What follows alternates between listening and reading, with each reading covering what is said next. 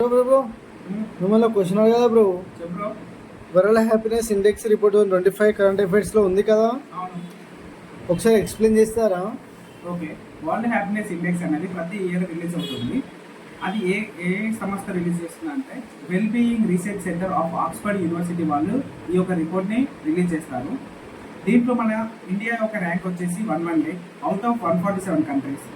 First వచ్చేసి Finland, ఇది 8th sir అనమాట. కంటిన్యూస్గా 8 టైమ్స్ నుంచి మన ఫిన్లాండ్ అనేది హ్యాపీనెస్ ఇండెక్స్లో ఫస్టే వస్తుంది. Second Denmark, third Iceland, 4th Sweden.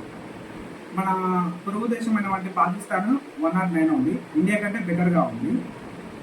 Israel 10th ప్లేస్లో ఉంది, ఎందుకంటే ఇజ్రాయెల్కు మరియు అమాయికు గత 1.5 ఇయర్స్గా యుద్ధం అనేది జరుగుతుంది.